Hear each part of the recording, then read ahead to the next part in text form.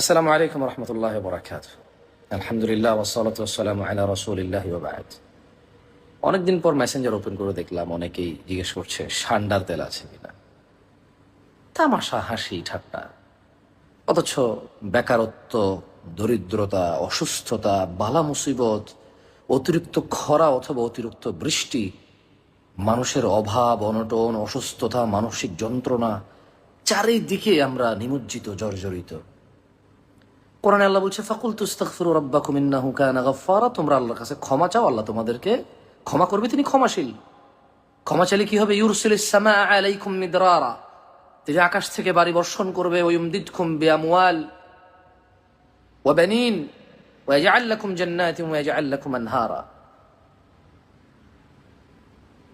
তুমি আল্লাহর কাছে মাপ চাইবে, আল্লাহ তোমার টাকা পয়সা বৃদ্ধি করবে, ধন সম্পদ বাড়াবে, ছেলে মেয়ে দান করবে। যারা এই ধন সম্পদ ভোগ করবে আর আনন্দ করবে, তোমার চক্ষু শীতল হবে যা দেখে। আর তুমি মৃত্যুবরণ করলে আল্লাহ তোমার জন্য জান্নাত তৈরি করবে, যে জান্নাতের নিচে নহর বইবে। আর তোমরা আছো ট্রেন্ডের পিছনে পড়ে, হাসি তামাশা ছাড়া কিচ্ছু নাই। হাজার হাজার লক্ষ লক্ষ ছেলে পেলে ফেসবুকে বসে বসে শুধু তামাশা। কোথায় কোন দেশে কি হয়েছে, কোথায় কোন দেশে কোন ফুটবল প্লেয়ারে লাথি দিছে, বল 200 মিটার দূরে যায় পড়ছে, কোথায় কোন ছোট্ট একটা বল মারছে, এই বলের মারছে ছক্কা হয়ে গেছে, ফিল্ডের বাইরে চলে গেছে, কোথায় কোন দেশে কোন পশু ধরা পড়ছে, কোথায় কোন দেশে মানে কি হচ্ছে, সব নিয়ে শুধু তামাশা তামাশা, আর কিচ্ছু নাই।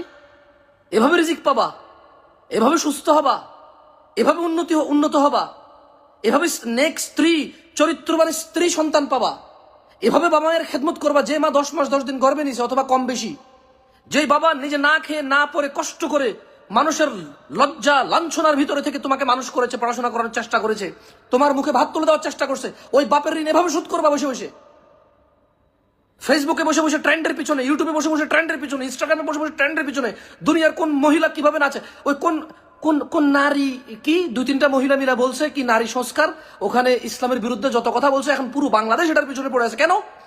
ওই 6 জন নারীকে এত গুরুত্ব দিতে হবে কেন? ওয়াই? এখন তো কোনো জালেম সরকার নাই, এখন তো কোনো ভিন্ন দেশি লোকে বাংলাদেশের সরকার চালাচ্ছে না, তাহলে এত সময় দিতে হবে কেন ওদের? ওয়াই? 5-6 জন মহিলা কি বলছে, আমরা পুরো বাংলাদেশ মিলে কথা বলে এটা সমাধান হবে না কেন? তাহলে কি আমাদের কথার কোনো দাম নাই? আমাদের বাংলাদেশিদের তাহলে কোনো কথার দাম নাই? 6টা মহিলা কি নারী সংস্কার কি বলে ফেলছে আল্লাহ জানে। সারা বাংলাদেশ খবর দেখো, চ্যানেল দেখো, নিউজ দেখো, শুধু ওইটাই হচ্ছে। ওয়াই? এই পুরো বাংলাদেশের এত মহিলারা এটার বিরুদ্ধে কথা বলছে, এত পুরুষ এটার বিরুদ্ধে কথা বলছে, লক্ষ লক্ষ মহিলার বিরুদ্ধে আচরণ করছে, তারপর লক্ষ লক্ষ মহিলার কোনো গুরুত্ব নাই কেন 6টা মহিলার কাছে? তাহলে কি আমাদের যারা ইসলাম নিয়ে কথা বলে কোনো গুরুত্ব নাই? সারাদিন ট্রেন্ডের পিছনে পড়ে থাকবো আমরা। This is what our job. ইয়া নাস ফাকুলতু আস্তাগফিরু রাব্বাকুম ইন্নাহু কানা গাফফারা। নূহ আলাইহিস সালাম তার জাতিকে বলছে তোমরা আল্লাহর কাছে ক্ষমা চাও, তিনি ক্ষমাশীল, ক্ষমাকারী, ক্ষমা করে দেবে। তা ক্ষমা চাইলে কি হবে? নূহ আলাইহিস সালামের জাতি এত বর্বর জাতি ছিল, তো ক্ষমা চাইলে কি হবে? ইউরসিলিস সামাআ আলাইকুম মিদরারা, সূরা নূহ পড়ো তুমি। Why don't you open the Quran? Why don't you check the Quran? তুমি উন্নত হচ্ছ না, ইউনিট রিস্ক, তোমার সুস্থতা লাগবে, নেক্সট সন্তান লাগবে, নেক্সট স্ত্রী লাগবে, বাবা মায়ের সেবা করতে চাও, জীবনে সম্মানিত হতে চাও, দেন why don't you read the Quran? তুমি কোরআন পড়ো না কেন ভাই? কোরআনে তো আল্লাহ বলছে ক্ষমা চাইলে ইউরসিলিস সামাআ আলাইকুম মিদরারা, আকাশ থেকে বাড়ি বর্ষণ হবে। ওয়ায়ুমদিদকুম বিআমওয়াল, ক্ষমা চাইলে তোমার মাল বৃদ্ধি হবে, সম্পদ বৃদ্ধি হবে, রিজিক বাড়বে। ও বানিন, ছেলে সন্তান আল্লাহ দান করবে, পুত্র সন্তান কন্যা সন্তান আল্লাহ দান করবে, ছেলে মেয়ে আল্লাহ দান করবে, মরে গেলে জান্নাত দিবে আর জান্নাতের নিচে নহর বইবে। Why don't you follow that path? তোমার কি আল্লাহর প্রতি কোনো ভরসা নাই, বিশ্বাস নাই? আমি খুবই অবাক, 6 জন ভদ্র মহিলা কি বলছে, মানে কিছু একটা সংস্কার চায়, পতিতাকে পেশা করতে হবে, মহিলাদেরকে পৃথিবীতে এর চেয়ে কোনো নিম্ন কাজ আছে? কেউ এটাকে সম্মানজনক ভাবে দেখে? ইভেন ইউরোপ আমেরিকা এটাকে সম্মান ভাবে দেখে? দেখে না। ছেলে ছেলে বিয়ে করে, মেয়ে মেয়ে বিয়ে করে, তাদেরকে স্বাধীনতা, রাইটের নামে, স্বাধীনতার নামে এগুলা অশ্লীলতাকে তারা অ্যালাউ করেছে। তারা জানে they can't control them because they don't have divine, তাদের কোনো ওহী নাই, তারা ওহী নাই কোরআন থেকে। আলহামদুলিল্লাহ, উই হ্যাভ নসিহা, আমাদের উপদেশ আছে কোরআন থেকে, আমাদের আল্লাহ আছে, আমাদের রাসূল আছে, আলহামদুলিল্লাহ। উই হ্যাভ উলামাস, we have good people, they know they can't control them. তারা জানে ছেলে ছেলে বিয়ে করবে, মেয়ে মেয়ে বিয়ে করবে, পতিতালয়কে প্রফেশনালিজমে নিয়ে যাবে, পেশা হিসেবে নিয়ে যাবে, বিকজ তারা জানে তাদের কাছে কোনো কন্ট্রোল করার ক্ষমতা নাই, এদেরকে বুঝ দেওয়ার ক্ষমতা নাই, ফিরে নিয়ে আসার ক্ষমতা নাই, because they don't believe in anything. তারা কোনো কিছুর উপরে বিশ্বাস করে না। তোমরা আছো মানে কোথায় কার গাড়ি কিনছে, কোথায় কোন মহিলা নাচছে, কোথায় কোন মহিলা ক্রিকেট খেলছে, তার কোন তুমি বসে বসে ওখানে কমেন্ট করো কেন? হ্যাঁ, ঘটনা কি তোমার? তোমার প্রবলেম কোথায়? হ্যাঁ, আমাকে তোমরা মেসেজ দাও যে কোন হিন্দু ছেলে মেয়েকে প্রেমের ফাঁদিয়ে ফেলিয়ে মানে মেয়ের চরিত্র নষ্ট করছে। হিন্দু ছেলে, যে মেয়ে হিন্দুর সাথে প্রেম করে, খ্রিস্টান বিধর্মীর সাথে প্রেম করে, তুমি তাকে বলছো যে ওই বিধর্মীর দোষ বেশি এখানে দিচ্ছ তুমি? হ্যাঁ, তাহলে কি মেয়েটা মুসলমানের সাথে প্রেম করে জেনা করলে হালাল হয়ে যেত? আমি বলছি না যে মানে ভালো করতেছে। দেখো, তোমরা আমাকে শুধু শুধু ভুল বুঝিও না ভাই। আমাকে তোমরা বারবার বলো কেন কিছু বলো না ভাই। আমি বললেই তো একটা ভেজাল লেগে যায় ভাই। আমি কথা বলি, আমার কথার উদ্দেশ্য ব্যাখ্যা করে শত শত মানুষ। আমি নামাজ পড়তে কথা বলে এটা জিহাদের বিরুদ্ধে চলে যায়। সো আমাকে তোমরা বারবার ফোর্স করো না তো কথা বলতে। আমাকে তোমরা মেসেজ করে বলতে যে এটা কিছু বলেন, কি বলবো আমি ওই যে হিন্দুর সাথে প্রেম করে হিন্দু দোষ দিব? তাহলে কি মুসলমানের সাথে প্রেম করা যায়? হারাম তো হারামি। আর যে মেয়ে জানার ভয় করে না, যে মেয়ে বিবাহের আগে সতীত্ব নষ্টের ভয় করে না, তার হিন্দু কি মুসলমান কি? হারাম তো হারামি। হ্যাঁ, এটা তোমাদের বিকৃত মস্তিষ্ক যে তোমরা মনে করো সারা জীবন জানা ব্যভিচার করে বিয়ে করে ফেললে আগে সব কাজ হালাল হয়ে যাবে। এটা তোমাদের প্রবলেম।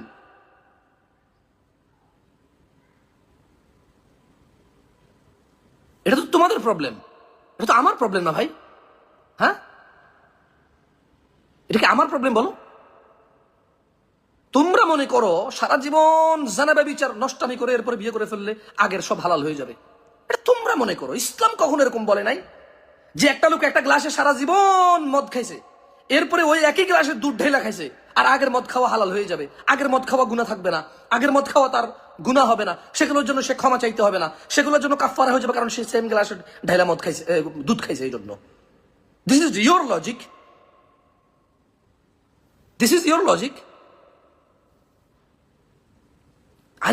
আমি জাস্ট ব্লক করে দিই। আমার কাছে মানে ওই ট্রেন্ডকে ফলো করে যারা দুষ্টামি করে, মাঝে মধ্যে আমি ইনবক্স মেসেঞ্জার খুলি, আমি জাস্ট ব্লক করে দিই।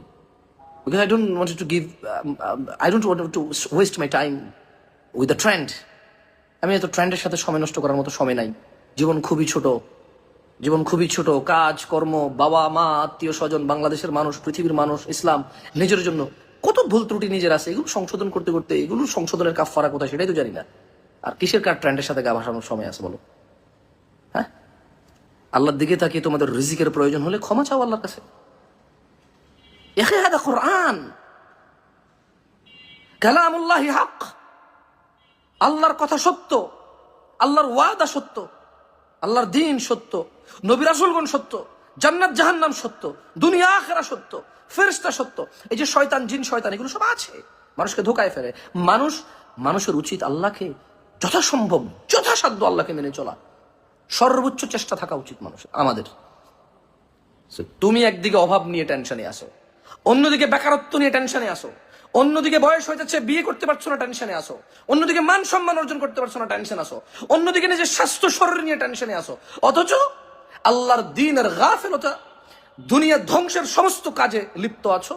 সমস্ত কাজে লিপ্ত আছি আমরা, আর আমরা চাই আল্লাহ আমাদের কল্যাণ করুক, আর আমরা চাই আল্লাহ আমাদেরকে উদ্ধার করুক, অথচ আমরা প্রতিদিন প্রতিক্ষণ আল্লাহর বিরুদ্ধাচরণে আমরা লিপ্ত আছি।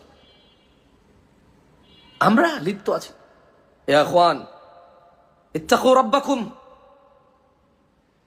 ভাইরা, আমাদের প্রতিপালকের তাকওয়া অবলম্বন করা উচিত আমাদের। যার যার রিজিক লাগবে, এটা জামশেদ মজুমদার বলছে না। জামশেদ মজুমদারের কথার কি মূল্য? আল্লাহ সুবহানাহু ওয়া তাআলা, আল্লাহ জাল্লা ওয়া আলা বলছে, ফাকুলতু আস্তাগফিরু রাব্বাকুম ইন্নাহু কানা গাফফারা। যদি তোমরা তোমাদের রবের কাছে ক্ষমা চাও, তিনি অতীব ক্ষমাশীল, ক্ষমাকারী।